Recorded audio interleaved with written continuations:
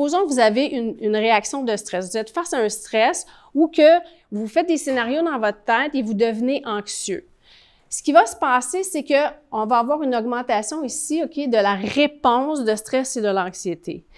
Mais ce qui se passe, c'est que votre cerveau a l'impression que c'est ceci qui va se passer. Donc, votre cerveau a l'impression que cette réaction-là va continuer à escalader jusqu'à l'infini et là, vous avez peur. Et c'est à ce moment-là que vous voulez arrêter et vous voulez que ça cesse, ces symptômes-là. On va faire ce qu'on appelle de l'évitement, OK? Donc, lorsqu'on a une réponse stressante, une réponse anxieuse, là, vous allez trouver mille et une façons d'éviter la situation et ce qui va arriver, c'est qu'à court terme, vous allez diminuer la réponse de stress et vous allez avoir un soulagement temporaire des symptômes. OK? Parce que votre cerveau a peur, puis a envie de diminuer les symptômes. Donc, c'est ce que l'humain fait.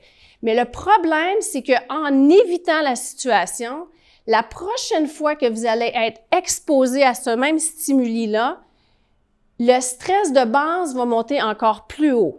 Parce que votre cerveau, il va se dire, OK, je connais cette menace-là, j'aime pas cette menace-là, donc j'ai encore plus peur. Et la fois suivante, lorsque vous êtes exposé à ce même stimuli, ça va monter encore plus haut. Parce que votre cerveau va encoder cette menace-là comme étant une menace de plus en plus importante. Supposons que vous avez un conflit avec quelqu'un, que ce soit à la maison, au travail. Vous avez un conflit avec quelqu'un et vous ne voulez pas avoir une discussion difficile pour régler le conflit. Et lorsque vous voyez cette personne-là, supposons que c'est un collègue au travail, lorsque vous voyez cette personne-là, vous allez éviter cette personne-là, éviter la situation.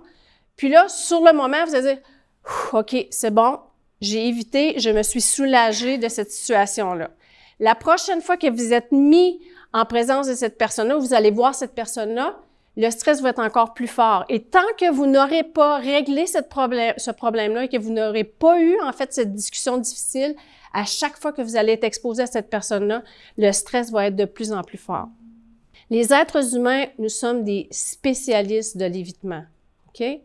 Donc, c'est quoi la stratégie? Quand ceci se produit, lorsque vous êtes mis face à une situation qui est stressante ou qui est anxieuse, la stratégie à prendre, c'est de maintenir l'exposition.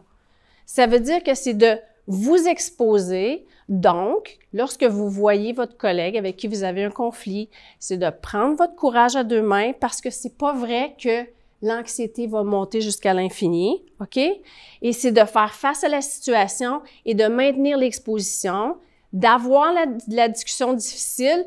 Et ce qui va arriver, c'est qu'il va y avoir un plafonnement au niveau de l'anxiété et par la suite, ça va redescendre. Si vous êtes exposé à nouveau à une situation pareille ou à ce même collègue-là, la deuxième fois, le stress de base va être moins élevé parce que votre cerveau va dire « Ah, j'ai fait face à cette situation-là la dernière fois, puis ça s'est bien passé. » Et la troisième fois et la quatrième fois, donc il faut faire des stratégies d'exposition lorsque vous faites face à des stress.